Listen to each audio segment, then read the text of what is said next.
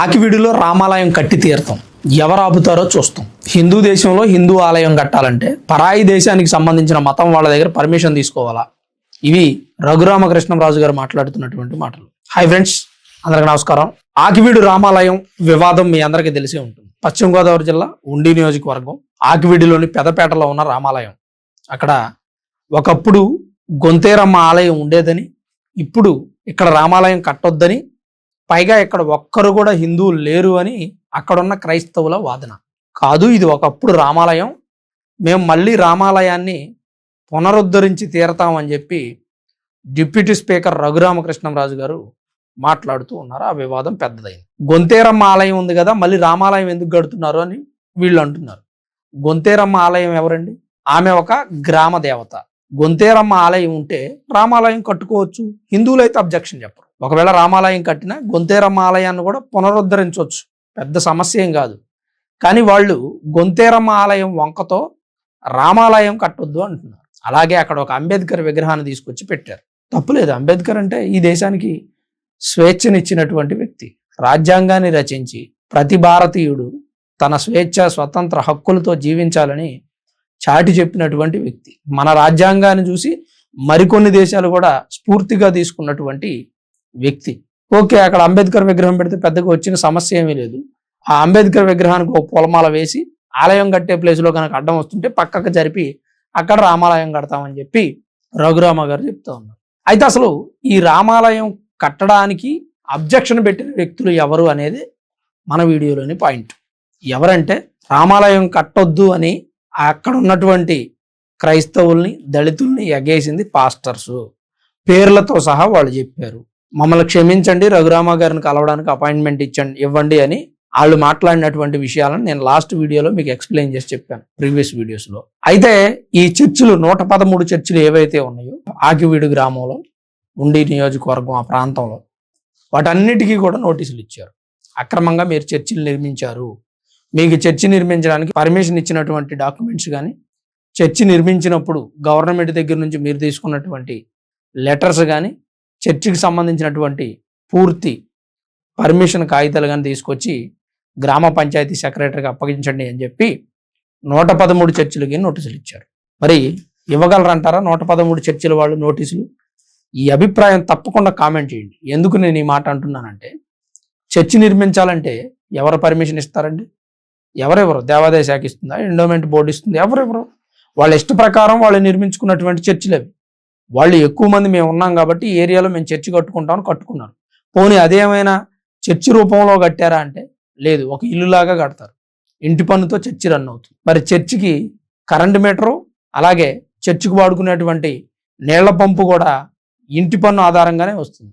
అంటే అది చర్చిలాగా పరిగణించరు. కానీ సండే వస్తే మైకులు పెడతారు, ప్రార్థనలు చేస్తారు. ఇదొకటి. ఎందుకంటే ఇది ఒక టైప్ ఆఫ్ బిజినెస్ ఒక రకంగా చెప్పాలంటే. చాలామంది క్రైస్తవ సోదరుల మనోభావాలు దెబ్బతిని ఉండొచ్చు. నేను మిమ్మల్ని మీ దేవుణ్ణి అవమానించట్లేదండి. మన దేశంలో ఎన్నో గొప్ప గొప్ప చర్చిలు ఉన్నాయి, ప్రభుత్వ పర్మిషన్తో నిర్మించినటువంటి చర్చిలు. అక్కడికి వెళ్ళి ప్రార్థన చేసుకోండి, తప్పు కాదు. మీ అమాయకత్వాన్ని క్యాష్ చేసుకునే వ్యక్తుల దగ్గరికి వెళ్ళొద్దు. ఇదే నేను మిమ్మల్ని రిక్వెస్ట్ చేసేది. నేను ఎప్పుడు ఏ మతాన్ని కించపరిచేలాగా మాట్లాడలేదండి. ఎవరి అభిప్రాయం వారిది, ఎవరి ఇష్టం వారిది. పైగా రాజ్యాంగం ఇచ్చినటువంటి హక్కు. క్రైస్తవ మతాన్ని అనుసరిస్తే మీ రిజర్వేషన్స్ పోతాయా, మీకు హక్కులు పోతాయా, మీరు ప్రభుత్వం నుంచే పథకాలు పొందలేరా, అవన్నీ మీ పర్సనల్. అవి మేము మాట్లాడకూడదు. ఎందుకంటే పోయినా కానీ దానికి బాధ్యులు మీరే, వచ్చినా దాన్ని అనుభవించేది మీరే.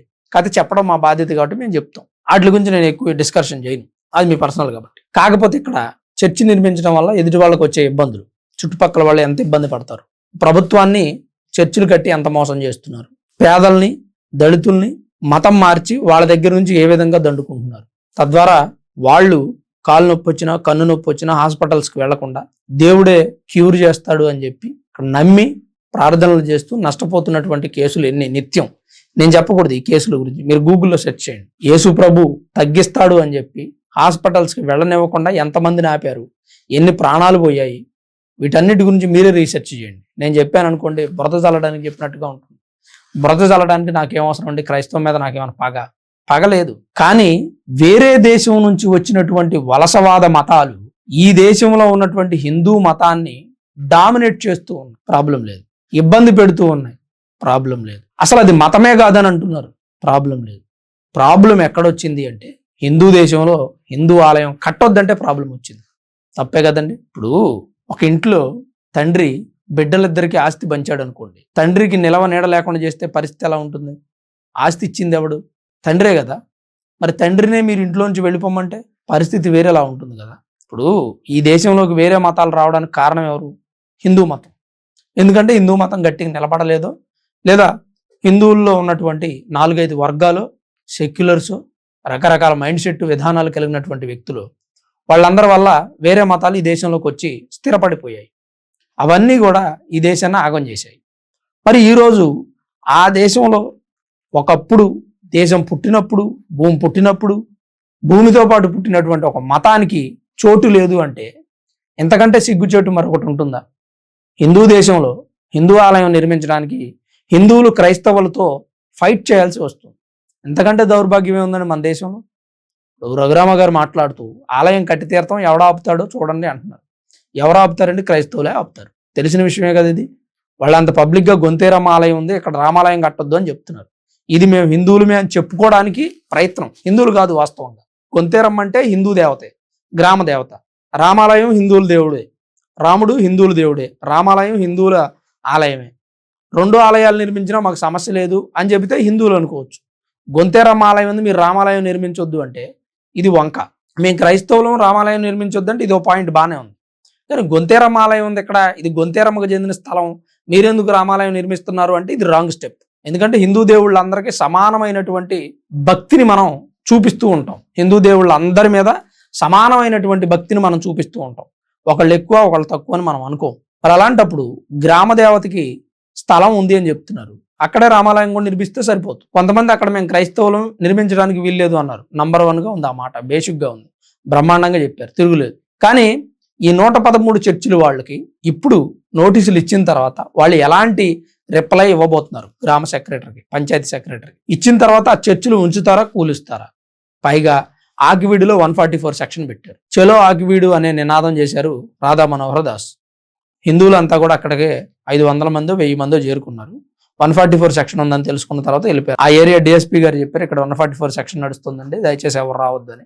చలో ఆకివీడు అన్నటువంటి ఒక పిలుపునిచ్చి చాలా సంస్థలు, క్రైస్తవ సంఘాలు కావచ్చు, హిందూ సంఘాలు కావచ్చు, వీళ్ళంతా కూడా అందరూ తరలిరండి, మధ్యాహ్నం అక్కడికి వెళ్దాము, 2 గంటలకు ఏదో మీటింగ్ పెడతాము, సైకిల్ ర్యాలీ చేద్దాము, నడిచి వస్తాము, ఇట్లా రకరకాలుగా ఎవరెవరికి కావాల్సిన ధోరణిలో వాళ్ళు మాట్లాడుతూ ఉన్నారు. సో దయచేసి వాళ్ళందరికీ మేము ఒకటే అప్పీల్ చేస్తున్నాం. ప్రస్తుతానికి ఊరు ప్రశాంతంగా ఉంది, ఇక్కడ ఎలాంటి సమస్య ప్రస్తుతానికి లేదు. టికెట్స్ ఉన్నాయి, 144 సెక్షన్ అక్కడ అమల్లో ఉంది, 30 పోలీస్ యాక్ట్ కూడా అక్కడ అమల్లో ఉంది. సో ఎవరు కానీ ఎలాంటి సభలు కానీ లేకపోతే అక్కడికి నిర్వహించాల్సిన అవసరం లేదు. అయితే ఆలయాన్ని నిర్మించడానికి ప్రత్యేకంగా ఒక అకౌంట్ ఓపెన్ చేశారు. ఆ అకౌంట్కి ఎవరైనా విరాళాలు ఇస్తే ఇవ్వచ్చు అన్నారు. ఒక్కరోజే 40 లక్షలు వచ్చేసాడు. 10 నుంచి 100 రూపాయలు 500 ఇవ్వాల్సిన వాళ్ళు వేలల్లో ఇస్తే 40 లక్షలు వచ్చేసింది. ఆలయం ఎంతసేపు కట్టడం పూర్తవుతుంది, ఎన్ని రోజులు పడుతుంది? కళ్ళు మూసి తెరిచేలోగా అయిపోతుంది. మరి 75 లక్షలు ఎస్టిమేషన్ వేసుకున్నారు. కృష్ణశిలను తీసుకొస్తా అంటున్నారు. 8 శతాబ్దాల పాటు ఆ ఆలయం చెక్కు చెదరకుండా ఉండేలాగా నిర్మిస్తామని చెప్పి రఘురామ గారు మాట్లాడుతూ, మరి ఇలాంటి నేపథ్యంలో ఆ ప్రాంతంలో ఉన్నటువంటి చర్చిల పరిస్థితి ఏంటి, ఫాదర్ల జీవన వృత్తి పరిస్థితి ఏంటి, ఆ చర్చికి వెళ్ళేటువంటి వ్యక్తులంతా కూడా ఈ ఆలయం నిర్మించిన తర్వాత రామాలయానికి వస్తారా? రారు కదా. టెన్షన్ పడాల్సిన అవసరం లేదు. నాకు తెలిసైతే ఈ పాస్టర్స్ అంతా కూడా కాంప్రమైజ్ అవుతారు. మీరు రామాలయం కట్టుకోండి అంటారు, మా చర్చిల జోలికి రావద్దు అంటారు, ఎవరి మతం వారు అనుసరిద్దాము అంటారు. ఇదే కదా మేము కోరుకుంది. మీలో ఈ మార్పే మేము కోరుకున్నాం. అసలు మన దేశానికే సంబంధం లేని మతాన్ని మీరు అనుసరిస్తుంటే మేము సపోర్ట్ చేస్తున్నాం. పైగా మీ పండగలకి మేము వస్తున్నాం. మీ చర్చిల్లో కేక్ కట్ చేస్తే మేము వచ్చి తింటున్నాం. మీరు చర్చిల్లో గుడ్ ఫ్రైడేకో, క్రిస్టమస్కో, న్యూ ఇయర్ ఫస్ట్కో విందు ఏర్పాటు చేస్తే మేము వస్తున్నాం, తినేసి వెళుతున్నాం. మీ ఫాదర్లకి షేక్ హ్యాండ్లు ఇస్తున్నాం. మీ బిలీవర్స్ అందరినీ మేము హగ్ చేసుకుంటున్నాం.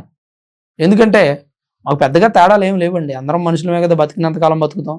మనం ఏదో హిందూ మతాన్ని ఆచరిస్తున్నాం కదా, మాకు ప్రమాదం వచ్చేంత వరకు కూడా మేము మేలుకోలేం. అదే మాలో ఉన్న బలహీనత. ఆ బలహీనత మాకు వెనక నుంచి గుణపం దింపుతా ఉంది. సో జాగ్రత్త పడాల్సిన అవసరం ఉంది. ఇప్పుడు ఆకివీడు ఆలయం నిర్మించడం అనేది దేశవ్యాప్తంగా చర్చగా మారింది. ఒకవేళ నిజంగా అక్కడ 144 సెక్షన్ లేకపోతే దేశంలో ప్రతి మూలనాని హిందూ ఆకివీడు రామాలయం దగ్గరే ఉండేవారు. కూలీలు కూడా అవసరం లేదు.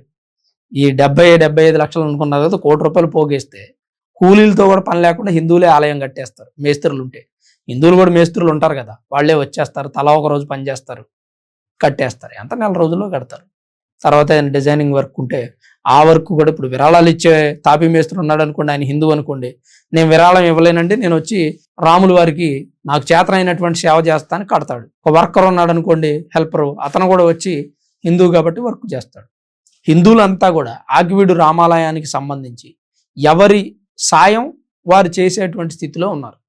నాలాంటి వ్యక్తులు ఏం చేయగలరు? ఆ ఆలయం యొక్క అప్డేట్స్ మీకు ఇవ్వగలరు. అది నేను రాముల వారికి చేసుకుంటున్నటువంటి సేవ అనుకుంటాను. ఇది చూస్తున్నటువంటి వ్యక్తులు ఏం చేస్తారు? మరి కొంతమందికి ఇలాంటి ఇన్ఫర్మేషన్ ఏదైనా వస్తే షేర్ చేస్తూ ఉంటారు. అది వారు చేస్తున్నటువంటి పని. అక్కడికి వెళ్ళి కవరేజ్ ఇచ్చేటువంటి విలేకరులు, రిపోర్టర్లు, మన సోదరులు ఎవరైనా ఉంటే వాళ్ళు ఆ పని చేస్తారు. అది రాముల వారికి వాళ్ళు చేసుకుంటున్నటువంటి సేవ. అలానే మెటీరియల్ ఇవ్వగలిగేటువంటి షాపు యజమానులు ఉంటారు.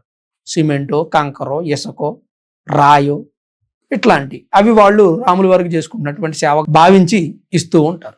ఇది హిందువులు రాముల వారికి చేసుకుంటున్నటువంటి సేవ.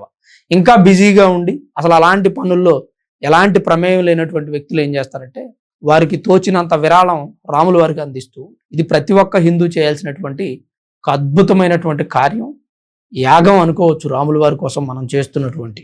దీనిలో మనందరం ఎవరికి వీలైనంతగా వారు పాలు పంచుకునే ప్రయత్నం చేద్దాం. పెద్ద ఎత్తున దీన్ని తీసుకెళ్దాం.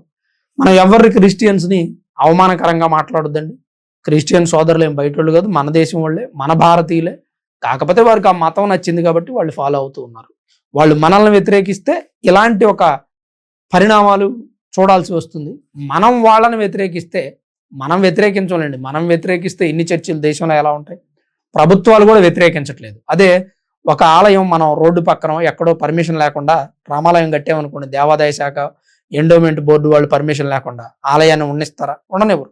కానీ చర్చిలకు అలాంటి పరిస్థితి లేదు. మనం ఇచ్చాం, ఎందుకంటే మైనారిటీలు తక్కువగా ఉన్నారు క్రైస్తవులని. ఇప్పుడు వాళ్లే ఎక్కువగా పెరిగిపోయి హిందువుల మీద దాడులు చేసే పరిస్థితి వచ్చింది. మరి ఆకివీడు రామాలయం గురించి, 144 సెక్షన్ గురించి, వసూలైనటువంటి విరాళాల గురించి మీరేమనుకుంటున్నారు? మీ అభిప్రాయం ఏంటనేది కామెంట్ రూపంలో తప్పకుండా రాయండి. అలాగే వీడియో చూస్తున్న ప్రతి ఒక్కరూ లైక్ చేయండి. కుదిరితే ఈ ఇన్ఫర్మేషన్ మరికొంతమంది మన సోదరులకు షేర్ చేయండి. Thanks for watching this video. This is Ram signing off సన్మర్ studios.